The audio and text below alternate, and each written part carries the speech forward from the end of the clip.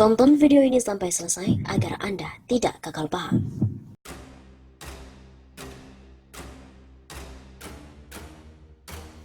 Prabowo pastikan tak akan ambil sepeser pun gaji Menteri Pertahanan.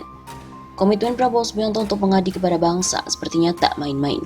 Setelah memutuskan untuk menjadi menteri di kabinet pemerintahan Presiden Joko Widodo dan Wapres Ma'ruf Amin, Prabowo kini memutuskan untuk tidak mengambil sepeser pun gaji sebagai Menteri Pertahanan Republik Indonesia. Hal itu pun dipastikan langsung oleh juru bicara Prabowo, Dhanil Anzar Simanjuntak, melalui akun Twitternya pada hari Rabu 30 Oktober. Saya ingin mengkonfirmasi pada sobat semua, khususnya sobat Warta terkait dengan informasi yang menyatakan Pak Prabowo tidak akan mengambil gajinya sebagai Menteri di Kemenhan RI. Adalah benar, kata Dhanil Anzar. Bagi Dhanil, sikap Prabowo tersebut bukan menjadi hal yang baru. Komitmen untuk bekerja kepada bangsa sudah diutarakan Ketua Umum Gerindra itu sejak masuk dunia politik. Sejak awal beliau masuk politik, berkomitmen untuk mengabdi bagi kepentingan bangsa dan negara. Tandasnya.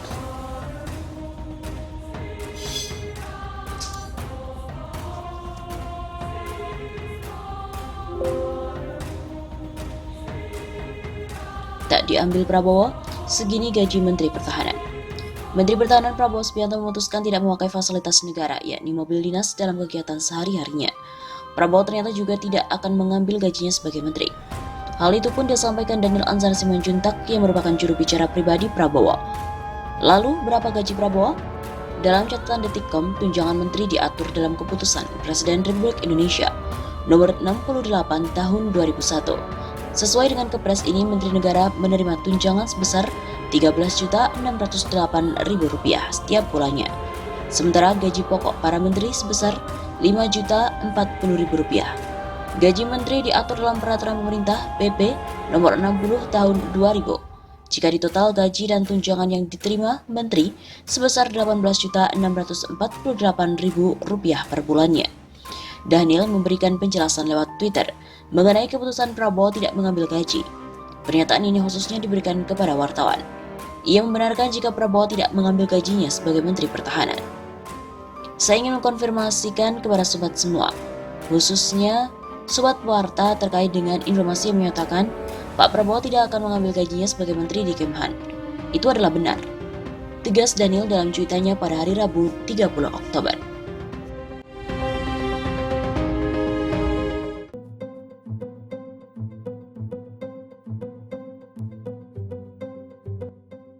Menhan Prabowo pakai mobil pribadi karena tak ingin bebani keuangan negara.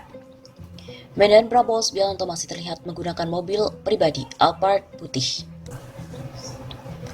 bernomor polisi B108 PSD seperti tampak saat berkantor pada hari Selasa 29 Oktober di kantor Kemenhan di Jalan Medan Merdeka Barat. Sejatinya, Prabowo memakai mobil dinas Camry bernomor polisi RI22 belum tampak sekalipun sejak dilantik mobil itu digunakan oleh Prabowo. Beliau sudah dikasih mobil dinas, tapi beliau lebih memilih pakai mobil pribadi, kata politikus Gerindra Andre Rosiade saat dikonfirmasi. Menurut Andre, ada sejumlah alasan hingga akhirnya Prabowo saat ini masih memilih memakai mobil pribadi. Mungkin beliau memilih mobil pribadi karena tidak ingin membebankan pada negara. Lalu bisa juga karena kapasitasnya lebih besar. Beber Andre yang kini duduk di Komisi 6 DPR ini. Sejauh ini belum ada keterangan resmi dari Kemhan dan juga Prabowo soal penggunaan mobil pribadi ini.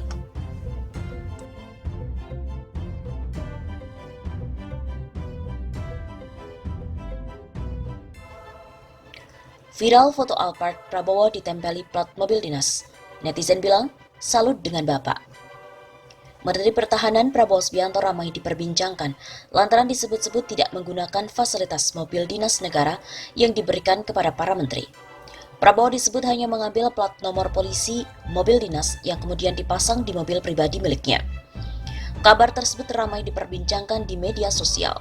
Salah satu pemilik akun Twitter @cinta_nkri08 mengunggah sebuah foto mobil Toyota Alphard berwarna putih persis milik Prabowo dengan plat nomor polisi berlogo Kemenhan 100. Mobil dinas @Kemhan RI, Bapak Prabowo. Masya Allah, Bapak hanya mengambil nomor plat mobil, sedang mobil dinas negara tidak dipakai, dan gaji pun tidak diambil pula. Berkah Allah untukmu Bapak, dan jangan lupa lebih sehat, bawa makanan dan air minum dari rumah. Tagar Nyai Love Prabowo. Kicau pemilik akun Twitter @cinta_nkri08 seperti dikutip dari kelora.co pada hari Selasa 29 Oktober. Sejak diunggah pada hari Senin 28 Oktober pukul 02.29 waktu Indonesia Barat, kicauan pemilik akun Twitter @cinta_nkri itu pun telah di-retweet sebanyak 932 kali dan disukai 2.800 orang. Akun lainnya pun juga mengunggah tweet serupa. Dari akun @ana_mazwe, mobil pribadi digunakan untuk keperluan dinas kantor sih udah biasa. Tapi kalau mobil pribadi memakai plat nomor dinas, saya baru tahu. Tapi kayaknya sih nggak boleh ya. Mungkin Pak Prabowo khawatir mobil dinasnya dipasangi GPS dan alat perekam tersembunyi. Menurutmu gimana guys? Ada pula dari akun @justmevcebong.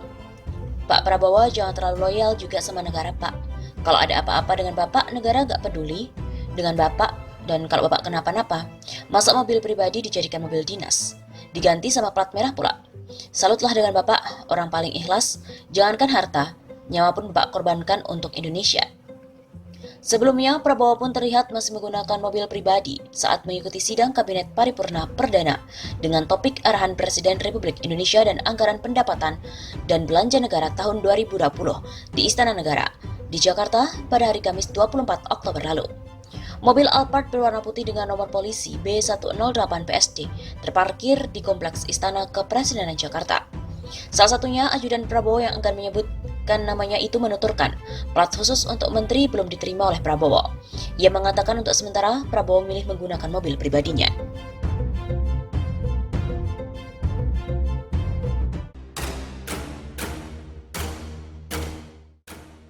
Menhan Prabowo, God is on the side of the big battalion. Tadi saya ke kampus untuk menghadiri pengarahan Pak Prabowo Subianto selaku Menteri Pertahanan yang baru dilantik 5 hari yang lalu. Rombongannya datang jam 10 pagi dan setelah mengikuti kegiatan seremonial, kemudian memberikan pengarahan dalam bentuk orasi di depan seluruh mahasiswa dan sivitas akademika selama lebih 1 jam tanpa minum.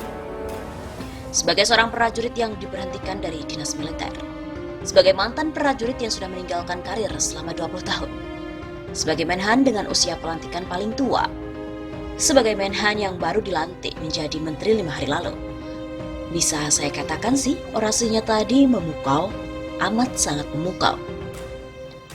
Ia mampu menjabarkan landasan filosofis dan sejarah sebuah pertahanan negara, mampu menjabarkan secara taktis dan strategis mengenai capaian-capaian yang harus dilakukan agar sebuah negara itu menjadi kuat.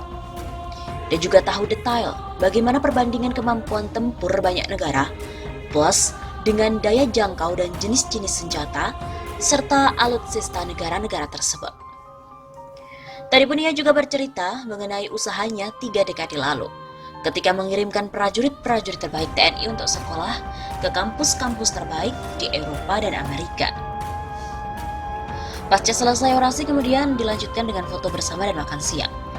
Menariknya, setelah makan siang ia melihat-lihat display produk dan juga kajian Unhan. Sambil mendengar penjelasan dari akademisi Unhan, ia berbicara dengan wakilnya yaitu Wahyu Trenggono yang 3 hari lalu baru dilantik. Dari jarak 2 meter saya mendengar mereka berbincang tentang hitung-hitungan sederhana harga teknologi yang dijelaskan sekiranya dilakukan pengadaan. Coba kali ini berapa harganya dan kalikan juga dengan berapa batalion yang ada, ucapnya. Karena orasinya tadi amat bagus, saya kemudian berusaha fokus mendengarnya. Berikut ini beberapa pernyataan yang kecil yang sempat saya catat dari orasi Menhan di Hambalang kemarin siang itu.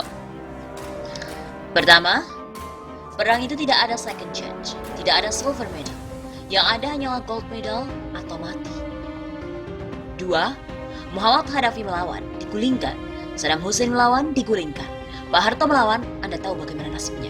Dijatuhkan juga. 3. Perang adalah kegiatan manusia yang selalu ada selama ada peradaban manusia. 4. Di Singapura, defense is not a cost. Defense is an investment.